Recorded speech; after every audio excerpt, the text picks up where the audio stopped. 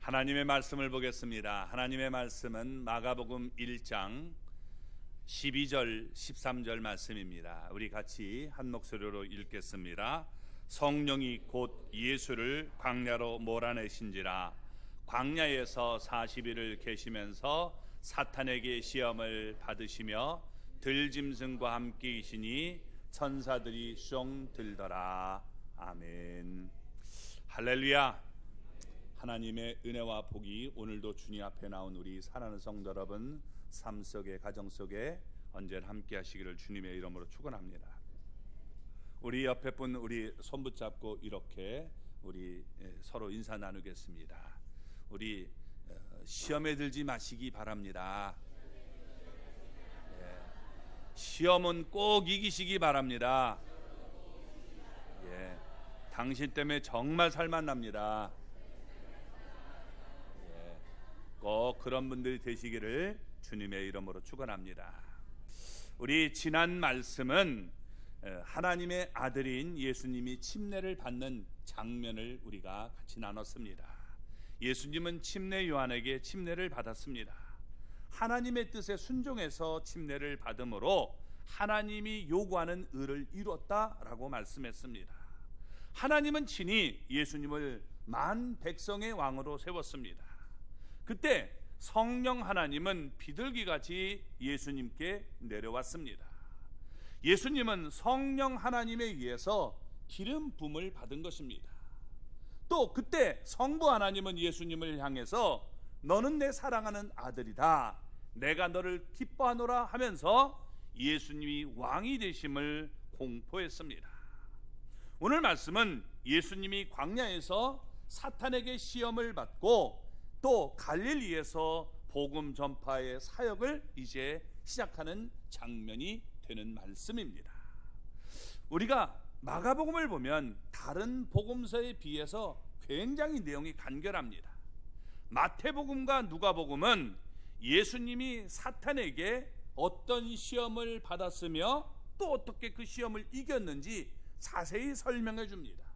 그런데 마가복음에는 예수님이 사탄에게 시험을 받았다는 사실만 기록하고 있다는 겁니다. 그래서 다른 내용들을 많이 생략하고 있음을 우리가 볼 수 있습니다. 왜냐하면 마가복음은 로마인들을 위해서 기록했기 때문입니다.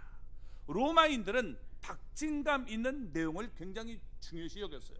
그렇기 때문에 보다 간결하게 생동감 있는 묘사를 선호하고 있기 때문에 그렇게 기록한 것입니다. 마가는 왕이 되시는 예수님의 권세를 실제로 이제 행하시는 모습을 보여주고 있다는 것입니다. 예수님이 사탄의 시험을 이김으로 사탄에 대한 권세가 있음을 보여주고 있는 내용이 오늘 말씀이 되는 것입니다. 자, 먼저 우리 12절 말씀을 다시 보겠습니다. 성령이 곧 예수를 광야로 몰아내신지라. 아멘. 자, 여러분, 우리가 성경을 보면 지금 우리가 좀 생각 못하는 내용이 나와요. 하나님의 아들로 인정을 받았는데 광야로 몰아내셨다는 거예요. 우리도 그렇지 않습니까? 예수님 믿으면 꽃길이 있을 것 같아요. 그런데 꽃길은커녕 힘들고 어려운 고난길이 우리 앞에 놓여 있을 수 있다는 겁니다. 자, 그러면 어떻게 돼요? 나 예수 괜히 믿었다 이러고 도망가야죠. 그건 여러분 가짜예요. 그죠? 예수님을 믿는 게 아니라 예수님을 이용해 먹으려고 하는 거예요. 우리는 예수님을 믿었다면 그 고난의 길을 통과해야 되는 겁니다. 그래서 여러분 지금 오늘 말씀이 그 모습을 설명해 주고 있는 거예요. 예수님이 침례를 받고 곧 물에서 올라오셨습니다. 그때 하늘이 갈라지면서 성령님이 비둘기같이 예수님께 내려왔습니다. 그때 성령님은 곧바로 예수님을 광야로 몰아냈다라고 말씀하고 있습니다. 세상의 왕들이 세움을 받으면 곧 이어서 여러분 성대한 축하 예식을 거행하지 않습니까? 그래서 우리도 광야문에서 무슨 뭐 했을 때 그런 대관식 비슷한 걸 하지 않습니까? 그러나 예수님은 왕으로 세움을 받았을 때 사정이 달랐습니다. 그곳에서 노랫소리도 없었습니다. 선사들의 노랫소리 없었습니다. 성령님은 곧 예수님을 광야로 몰아내셨다라고 말씀하고 있습니다. 몰아내셨다는 말은 이 쫓겨가듯이 여러분 그렇게 막 급하게 나가시는 모습을 설명해 주고 있는 겁니다. 왜 그랬을까요? 예수님은 여러분 섬김을 받으려고 이 땅에 오신 분이 아니기 때문입니다. 예수님은 우리를 섬기고 자기의 목숨을 많은 사람의 대속물로 주려 함이라고 말씀했기 때문에 세상 왕들이 하는 축하 행사가 없었습니다. 성령님은 예수님을 광야로 몰아내신 것입니다. 물론 예수님이 광야를 받은 것도 유대 광야에 속하는 것입니다. 그런데 예수님을 더 깊은 광야 속으로 몰아냈다는 겁니다. 우리 여기 땅에는 광야가 없어요. 그렇기 때문에 광야라고 해도 이게 머릿속에 잘 안 떠오르는데, 그래서 성지순례를 한번 좀 가보면 참 좋겠어요. 광야 하면 어떤 땅인지 이렇게 딱 이게 떠야 되는데 이게 안 뜨면 설명하기가 참 힘들어요. 자, 여러분 이 광야로 물도 또 이 나무도 아무것도 없는 그런 땅으로, 황무지로 여러분 몰아내셨다라고 얘기하고 있습니다. 왜 그러면 성령님은 예수님을 광야로 몰아내셨을까요? 몇 가지로 우리가 생각해 볼 수 있는 것입니다. 첫째는 이 구속사적인 우리 목적으로 보면 예수님은 아사셀을 위해서 광야로 보내진 모습을 우리에게 설명해 주고 있다는 겁니다. 레위기 여러분 16장 10절을 보면 이렇게 말합니다. 아사셀을 위하여 제비 뽑은 염소는 산채로 여호와 앞에 두었다가 그것으로 속죄하고 아사셀을 위하여 광야로 보낼지니라. 이게 무슨 말이냐?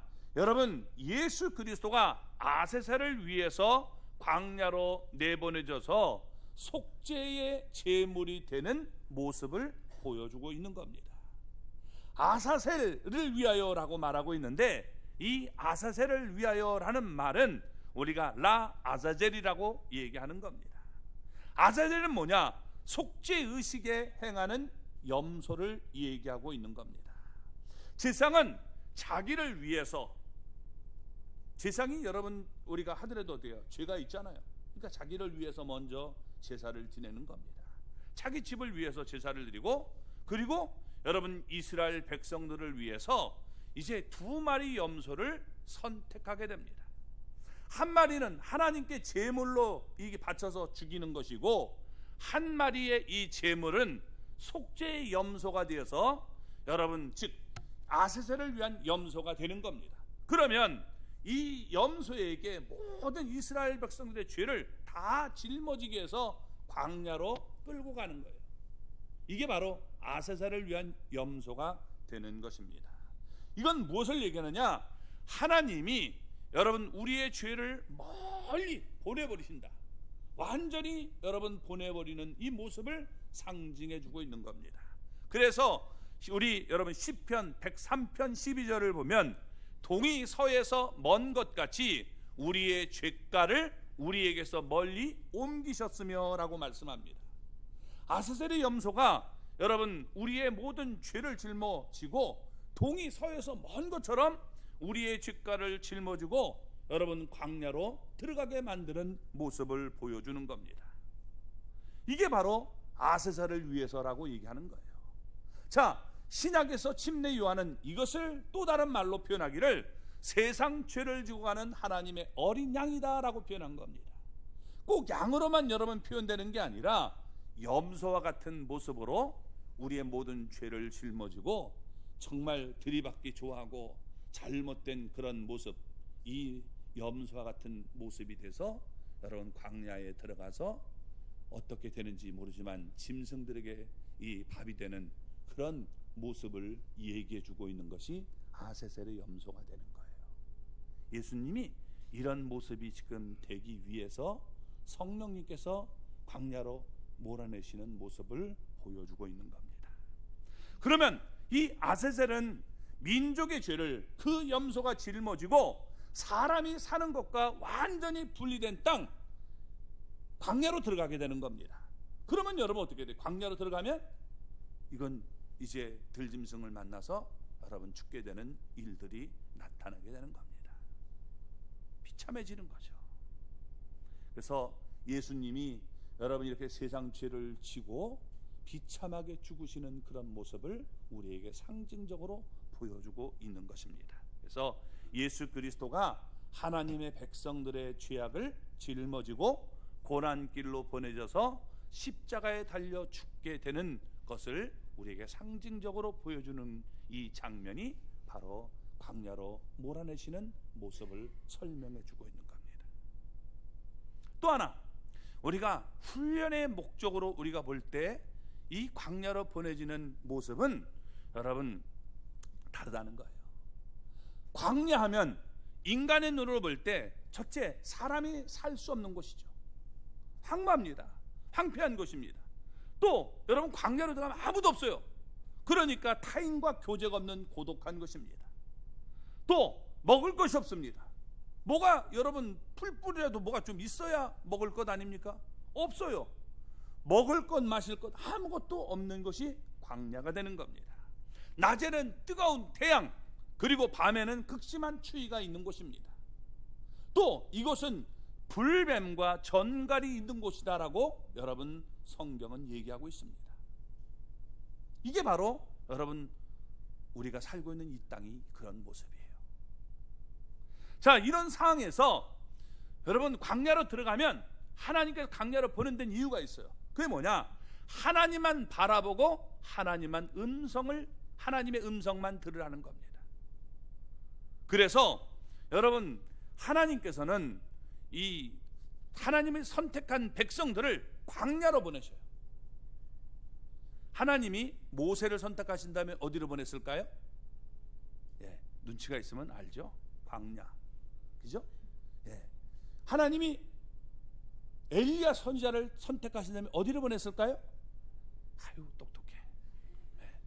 하나님이 여러분 사도 바울을 선택하신 다음에 어디로 보냈을까요? 광야. 아라비아 광야로 3년 동안 보내시잖아요. 그렇죠? 예수님도 선택하신 다음에 광야로 보내시는 거예요. 이 광야로 보낼 때는 뜻이 있는 거예요. 우리가 볼 때는 황무지예요. 사람이 살 수 없는 곳이다 라고 보지만, 그런데 여기에는 비밀이 있다는 겁니다. 이 광야를 히브리 말로 미드바르라고 그래요. 뭐라고 한다고요?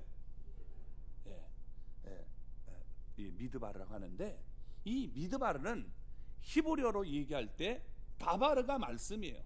거기에 미가 붙으면 미팔형이라고 하는데, 이건 무슨 말이냐? 장소가 되는 거예요. 그러니까 말씀이 있는 곳, 하나님의 말씀이 있는 곳이 뭐라고요? 광야예요. 광야. 그래서 히브리 말로 하나님이 말씀하셨다, 메다베르, 이렇게 하는 거예요. 똑같아요. 모음만 다를 뿐이지. 자, 우리가 하나님의 말씀이 있는 곳이 광야입니다. 그러니까 아무것도 없기 때문에 하나님과 함께하지 않으면 죽어요. 그러니까 하나님만 바라보고 하나님의 음성에 귀를 기울이게 되는 겁니다. 여러분, 우리도 그렇잖아요. 내가 정말 극한 병에 걸리면 여러분 사람을 의지할 수 있는 그 사람을 붙들어요. 근데 이건 하나님이 아니면 고칠 수 없다 그러면 그때부터는 신앙이 달라지는 거예요. 정말 하나님만 나는 붙들고 나갑니다. 여러분, 신앙이 완전히 달라지는 거예요. 이게 광야가 되는 겁니다. 그래서 하나님만 바라보고 하나님의 음성을 듣게 만드는 곳이 바로 광야라는 거예요. 이 광야로 보내서 훈련받게 하는 거예요. 그래서 요한계시록 12장 6절을 보면 이렇게 얘기합니다. 그 여자가 광야로 도망하매 거기서 1260일 동안 그를 양육하기 위하여 하나님께서 예배하신 곳이 있더라. 아멘. 광야가 뭐라는 거예요? 양육하기 위해서 예비된 곳이라는 거예요. 하나님이 우리를 양육하기 위해서 예비하신 곳이 광야예요.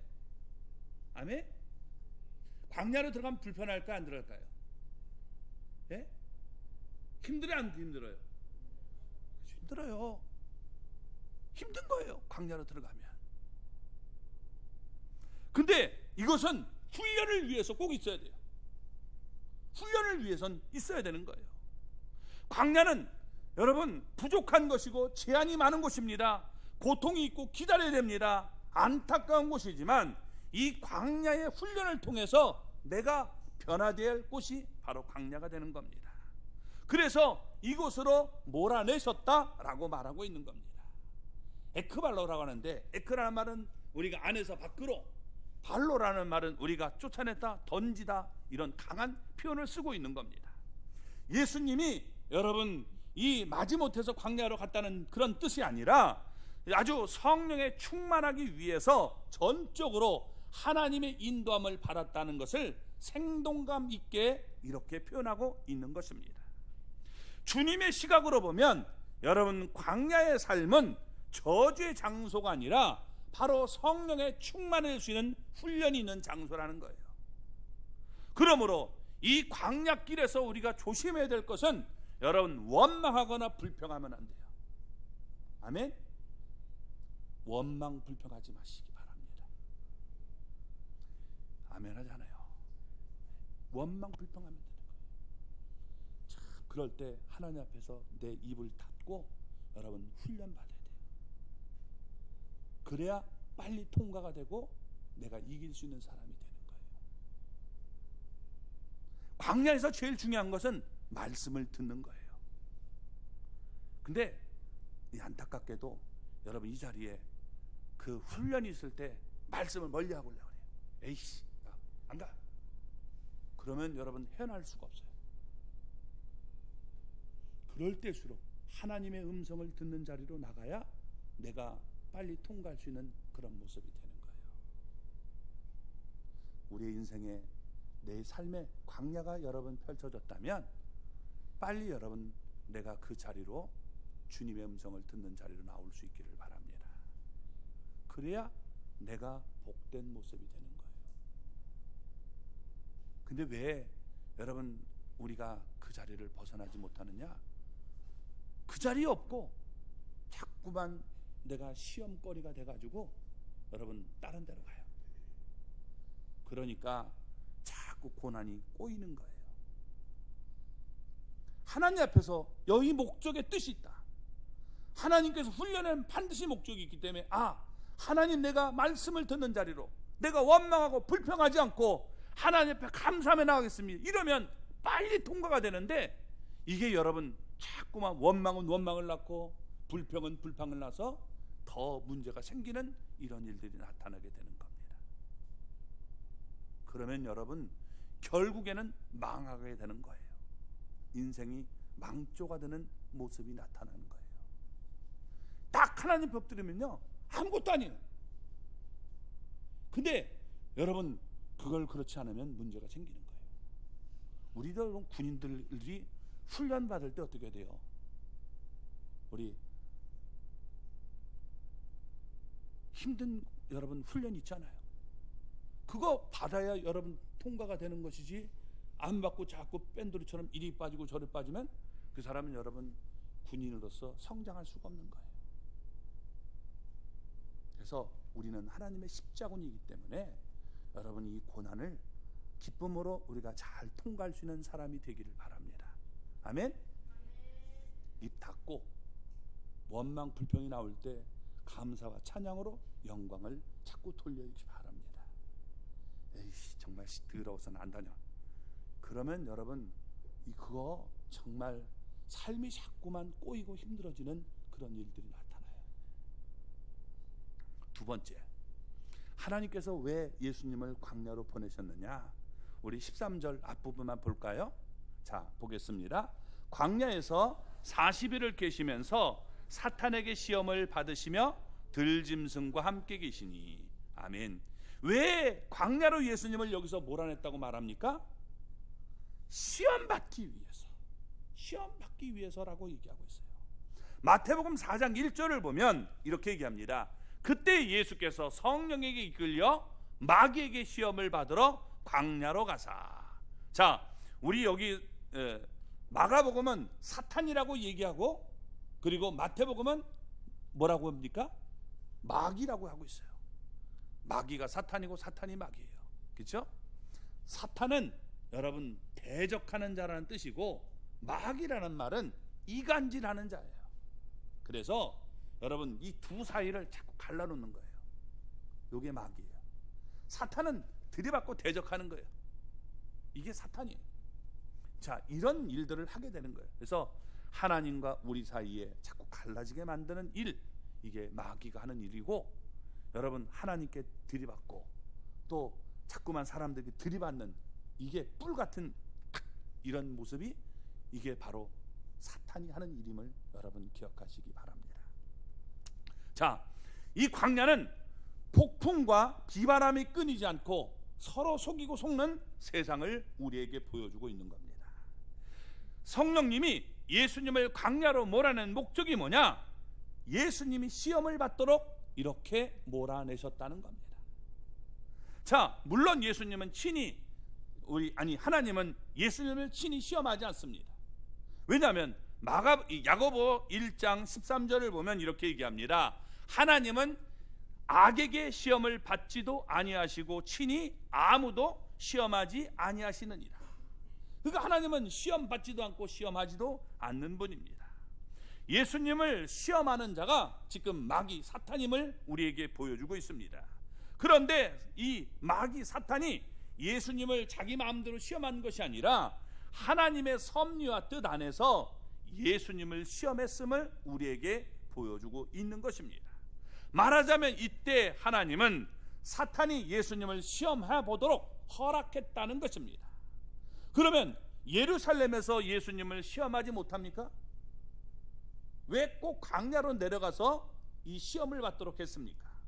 분명히 여러분, 사탄은 예수님을 예루살렘 성전 꼭대기에 세우고 뛰어내리라 라고 시험했습니다.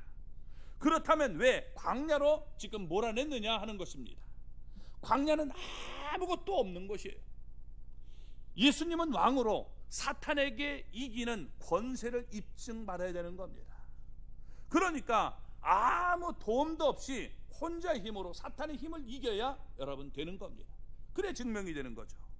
그래서 아무도 도움 받을 수 없는 곳으로 가셨음을 우리에게 보여주고 있는 겁니다. 예수님은 어디서 시험을 받았습니까? 광야에서. 며칠 동안 시험을 받았습니까? 40일 동안. 누구에게 시험을 받았습니까? 사단에게. 이렇게 얘기하고 있습니다. 그래서 이런 시험을 지금 통해서 진짜 하나님의 아들이심을 인정받게 되었다는 것입니다. 신명기 여러분 8장 1절과 2절을 보면 이렇게 얘기합니다. 내가 오늘 명하는 모든 명령을 너희는 지켜 행하라. 그리하면 너희가 살고 번성하고 여호와께서 너희의 조상들에게 맹세하신 땅에 들어가서 그것을 차지하리라. 내 하나님 여호와께서 이 40년 동안에 내게 광야길을 걷게 하신 것을 기억하라. 이는 너를 낮추시며 너를 시험하사 내 마음이 어떠한지 그 명령을 지키는지 지키지 않는지 알려 하심이라. 아멘. 여러분, 광야의 길을 걷게 하신 분이 바로 하나님이십니다. 그런데 하나님은 지금 시험하도록 이 광야길을 걸어가게 한다는 거예요. 무슨 시험? 하나님의 말씀을 지키는지 안 지키는지, 하나님을 바라보는지 바라보지 않는지, 그걸 테스트하는 장소가 바로 광야라는 거예요. 그러니까 여러분, 이 광야를 가면 내가 무엇을 바라보고 있는지 다 드러나요. 이 땅에 있을 땐 안 드러나는데 광야길을 딱 걷다 보면 내가 진짜 뭐를 붙들고 살아가는지를 보게 되는 겁니다. 자, 자신이 중심이 되면 자신의 실수는 보이지 않아요. 다른 사람의 실수하는 모습만 자꾸 보고 우리가 문제를 삼게 되는 겁니다. 그런데 하나님이 중심이 되고 또 하나님 말씀이 중심이 되면 내가 틀렸구나, 이러면 안 되는구나, 이게 보인단 말이에요. 뭐 이렇게 얘기할 때 왜 그래야 되냐? 하나님이 그렇게 말씀하시니까 여러분 하는 거예요. 동성애가 여러분 왜 하면 안 돼요? 여러 가지 이유가 있죠. 그러나 여러 가지 이유가 있는데 뭐예요? 하나님이 하지 말라고 했으니까 하면 안 되는 거예요. 아멘? 하겠다는 거예요? 아니잖아요. 그죠? 하나님이 하지 말라면 안 하면 되는 거예요. 근데 자꾸만 거기다 토를 도는 거예요. 근데 이유를 달면요, 여러분 하지 말아야 할 이유가 훨씬 많아요. 근데 인권주의자들이 하는 게 뭐예요? 아, 그것도 인권인데 왜 막냐?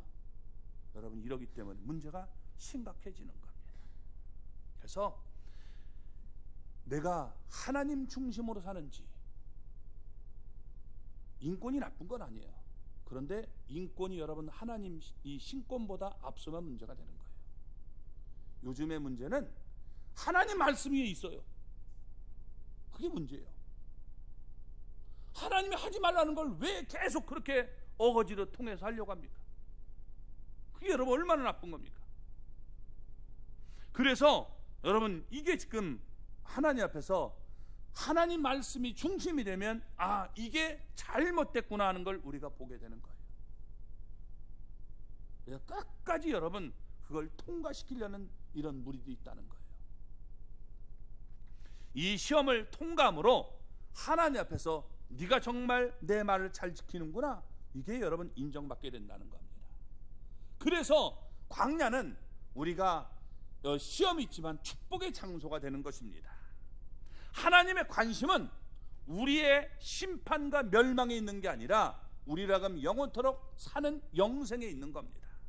그래서 여러분 하나님이 영원한 생명을 살도록 우리에게 축복을 허락해 주기 위해 그렇게 하라는데 왜 그래야 돼요? 아, 싫어요. 이러고 나면 여러분 문제가 생기는 거예요. 하나님의 놀라운 사랑과 은혜와 축복을 모르기 때문에 원망하고 불평하게 되는 것입니다. 지극히 작은 문제만 생겨도 불평을 하고 배만 고파도 이스라엘 백성들은 원망했어요. 살다 보면 여러분 어떻게 돼요? 이게 훈련이고 나면 아, 내가 배고파도 여기는 하나님의 뜻이 있겠지, 이런 생각을 해야 되는데 하나님이 정말 살았다면 나를 하여금 왜 이렇게 어렵게 만들어요? 왜 배고프게 만들어요? 나 목말라 지금 죽을 지경인데 왜 이렇게 만듭니까? 여러분 원망했단 말이에요. 근데 여러분 하나님은 그때마다 그들이 죽지 않도록 만드셨어요. 훈련이기 때문에 추울 때 불기둥으로, 더울 때 구름기둥으로 함께 하셨죠. 목말라 정말 이 갈증을 느낄 때 하나님 반석에서 생수가 터져나오도록 만들어 주신 겁니다. 그들이 배고파 여러분 할 때 만나를 먹여주시고 메추라기를 내려주셨어요. 그들의 입었던 옷이 떨어지지 않고 신발이 떨어지지 않는 이런 복을 주셨는데 늘 이스라엘 백성들은 원망하고 불평했습니다. 그래서 결국에는 여러분 우상을 만들어내서 그 앞에 제사를 지내는 거예요. 하나님을 너무도 무시하는 것 아닙니까? 그래서 진짜와 가짜가 구별되는 것이 바로 광야에서 이루어지는 겁니다. 광야길을 걸어갈 때 여러분 내 모습이 다 드러나는 거예요. 그래서 하나님은 언제나 사람들을 택하면 광야길로 보내는 거예요. 우리 가정에서도 문제가 생길 수 있어요. 여러분 가정에 문제가 딱 있을 때 이게 내 편인지 아니면 남의 편인지 구별할 수 있어요. 남편인지. 여러분 내 편은 어떤 거냐? 나를 위로해주고 격려해줘요. 근데 이게 남의 편, 남편, 여러분 그 사람은 어떠냐? 이게 자꾸만 딴 생각을 하는 거예요. 원망하고 불평하게 되는 거예요. 그건 여러분 하나님의 한 몸인 그런 모습이 아닌 거예요. 광야를 가면 다 드러나요. 광야를 가면. 그래서 제가 우리 성도들 꼭 한번 다 끌고 이스라엘 광야길을 한 30분씩 이렇게 좀 걸었으면 참 좋겠는데 막 걸으면 막 입이 이만큼 나와요. 막 왜 거기를 가느냐, 얼마나 힘든지. 그냥 우리가 그때 가면 우리가 갔을 때는 정말 그래도 좋은 일기 때예요. 진짜 더운 때 여러분 여름에 가보면 그냥 어떻게 돼요? 5분만 해도 당장 발에서 불이 나요. 뜨거우니까. 아스팔트 여러분, 우리가 여름에 한 맨발로 걸어보세요. 얼마나 여러분 덥겠습니까? 그죠? 육안이란 말이에요. 정말 계란을 탁 깨가지고 놓으면요, 그냥 지직하고서 익어요. 그런 이 정도가 되는 것이요. 그래서 내 이 모습이 다 드러나는 그런 모습을 보여줍니다. 자, 여러분, 진짜와 가짜가 구별되는 것이 바로 광야라고 그랬어요. 그 광야길을 걸어갈 때 하나님의 말씀을 의지하라, 이걸 여러분 우리에게 보여주는 겁니다. 그런데 교만하면 어떻게 돼요? 하나님의 음성이 들려오지 않는 거예요. 내 방법을 자꾸 추구하게 되는 겁니다. 그래서 여러분, 하나님께서 광야의 길을 걸어가므로 우리 여기 신명기에서 말씀하시는 건 뭡니까? 교만하지 말라는 거예요. 나를 낮추고 하나님 앞에서 말씀을 듣는 자리로 내려가라 라고 얘기해 주고 있는 겁니다. 그래서 내가 지금 광야길을 걸어가고 있을 때 내 마음이 어디에 있는지 살펴보시 바랍니다. 하나님을 바라보고 하나님의 음성을 듣는 데 있는지, 아니면 내가 마음을 다해서 여러분 하나님의 말씀을 사모하고 있는지를 생각해 봐야 되는 겁니다. 하나님의 음성을 듣는 자리로 나오면 문제가 쉽게 해결돼요. 아무것도 아니에요, 그 문제는. 근데 이 듣는 자리로 안 나가면 자꾸 마음에 꼬여요. 그래서 이게 이상한 자꾸 이론들이 나타나가지고 꼬이고 있어 결국엔 자기 혼자서 시험에 빠져나오지 못하고 불행한 일들이 나타나는 모습이 되는 겁니다. 그러면 여러분 망하는 모습이 나타나게 되는 거예요. 저도 목사지만 목사들이 제일 조심해야 될 게 뭐냐? 교만한 거예요. 그래서 누가 막 올려주면요, 속된 말로 오줌 똥목하래요. 내가 최고다. 그래서 여러분 목사님들이 이게 잘못된 이렇게 하는 거예요. 옛날에 여러분 박태선 이 천부교 그 사람이 기도하면요 정말 병든 사람들이 막 났단 말이에요. 목발을 짚고 던 사람들이 목발을 던지고 그랬어요. 그러니까 어떻게 돼요? 그게 좋은 것 아닙니까? 내가 하나님이다, 여러분이 이렇게 착각해서 결국에는 정말 지옥의 안방에 가 있다는 그런 안타까운 얘기가 들리고 있는 것 아닙니까? 우리가 여러분 하나님을 할 때 내가 뭔가를 맡으면 교만해질 수 있는 그런 모습이 나타나요. 이거 조심하지 않으면 정말 문제가 돼요. 그래서 교회에서 가장 문제를 많이 일으키는 사람이 누구냐?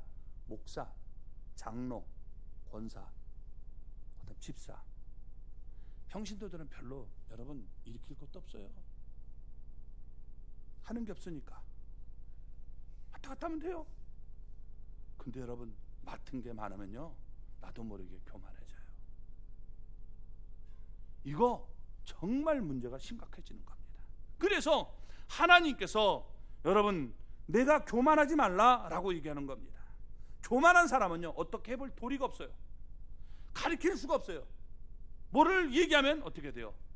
내가 하나님인데 웃기는 소리 하지 마세요.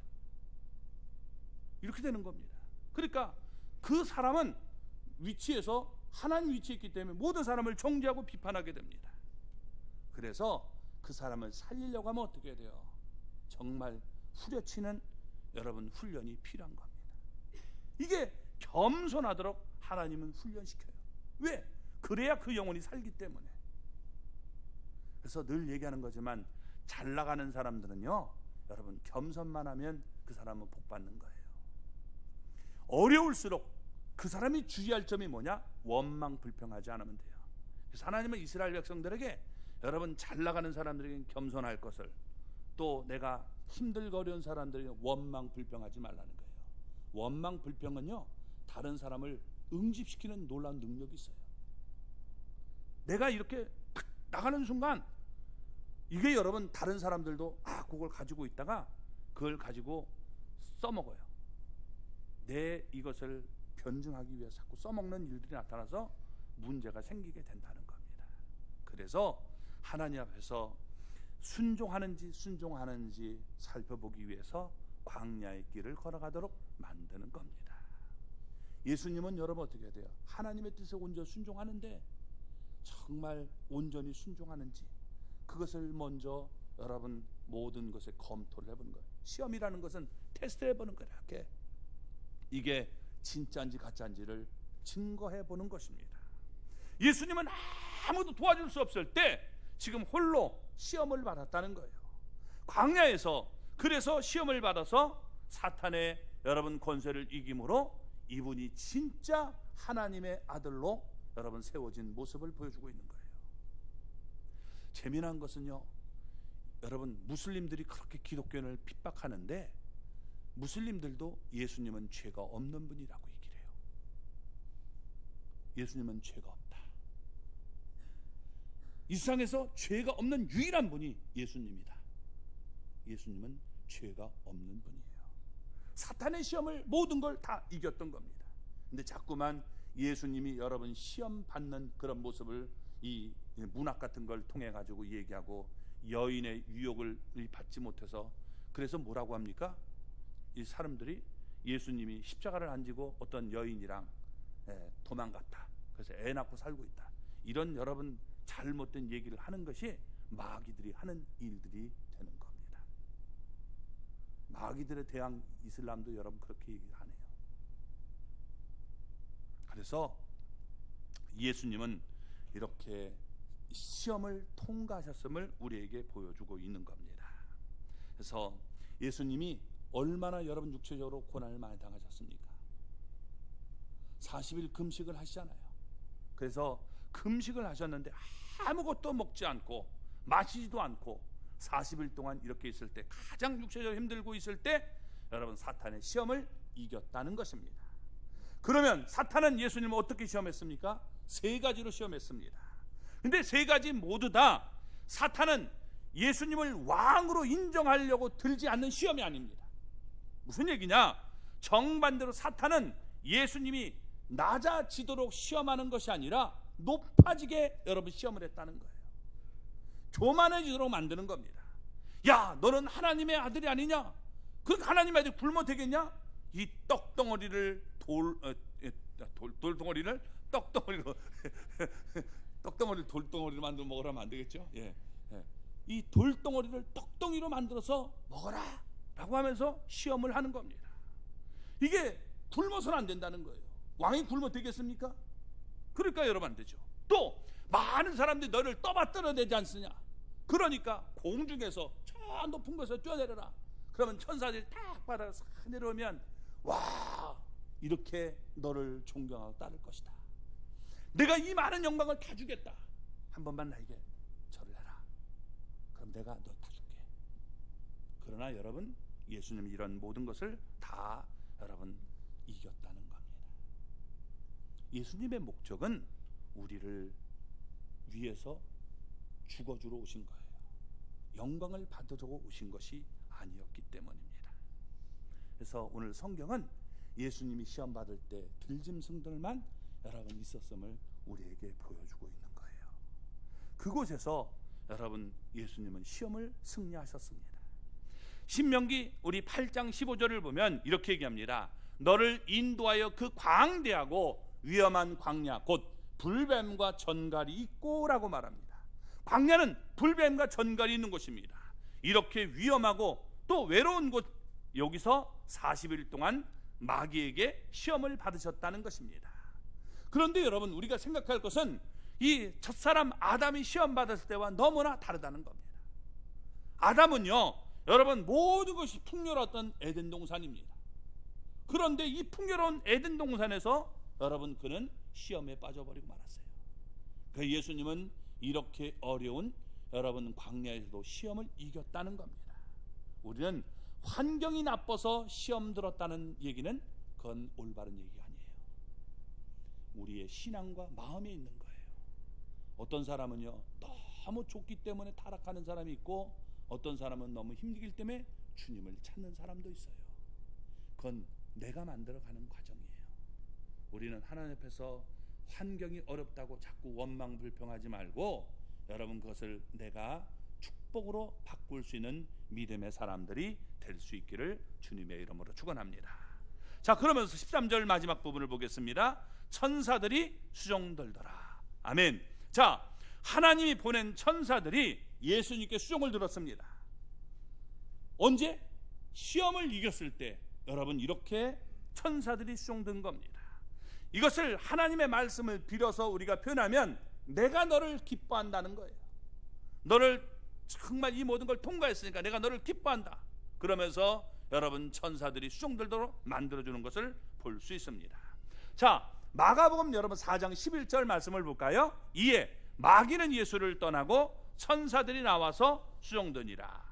예수님이 사탄의 시험을 다 이기고 난 뒤에 사탄이 예수님을 떠났다는 겁니다. 그때 하나님은 천사들을 예수님에게 보내서 예수님의 수종을 빌도록 만든 것입니다. 천사들은 예수님에게 하나님의 기쁨을 전하면서 그동안 줄였던 예수님이 드실 양식도 제공했을 것입니다. 그러니까 예수님은 사탄이 제안하는 유혹의 떡을 물리치고 천사들이 전하는 신령한 양식을 그때 들게 되었던 것입니다. 예수님이 여러분 사탄이 제안하는 그릇된 공명심 대신에 천사들의 보필을 받게 된 것입니다. 우리는 여러분 이런 자세를 가지고 나가야 되는 것입니다. 오늘 우리가 여기서 본받아야 할 점이 무엇입니까? 우리도 예수님처럼 사탄의 시험을 이겨야 된다는 겁니다. 우리는 예수 그리스도와 함께하고 예수 그리스도 안에 있기 때문에 얼마든지 우리도 여러분 사탄의 시험을 이길 수 있습니다. 우리가 사탄의 시험을 이길 때, 사탄을 여러분 물리칠 때 하나님이 우리를 기뻐하시고 비로소 우리에게 여러분 정말 우리와 함께하도록 돕는 천군 천사를 통해서 하나님이 영광을 받으시고 우리로 하여금 복된 삶이 되도록 만들어 주실 것입니다. 그런 은혜가 우리 가운데 있기를 바랍니다. 우리에게 다가오는 사탄의 시험을 이길 수 있는 우리가 될 수 있기를 바랍니다.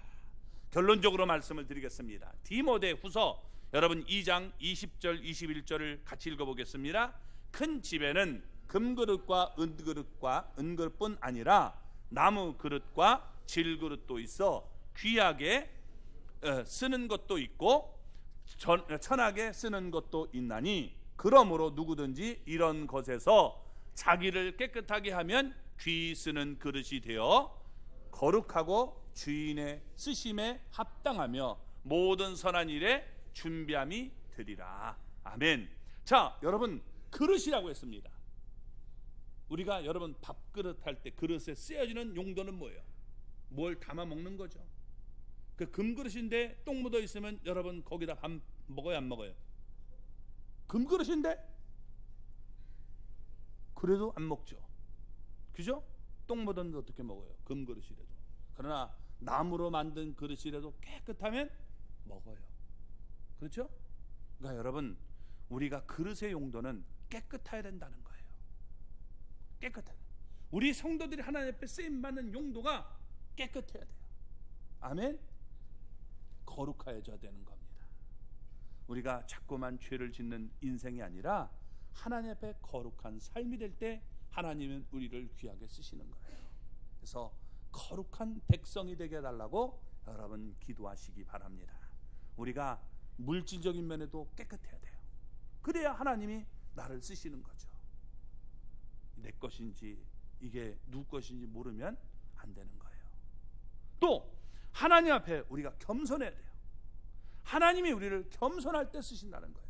그러니까 겸손하지 못하면 문제가 생기는 겁니다. 그래서 하나님 앞에 하나님의 아들도 겸손하게 죽는 자리까지 내려가서 순종했는데 우리는 여러분 너무도 이론이 많아요. 이건 올바른 태도가 아닙니다. 예수님은 구속을 이루기 위해서 광야로 간 속죄 아세살이 되신 것입니다. 또 훈련받을 때 하나님의 말씀을 붙들고 순종해야 됨을 우리에게 보여주셨어요. 그때 죄를 짓지 않는 거룩한 모습을 보여준 겁니다. 우리도 여러분 시험 당할 때 우리도 여러분 이렇게 하나님의 훈련을 알고 여러분 내가 그것을 겸손하게 잘 받고 죄 짓지 않는 인생이 될 수 있기를 주님의 이름으로 축원합니다.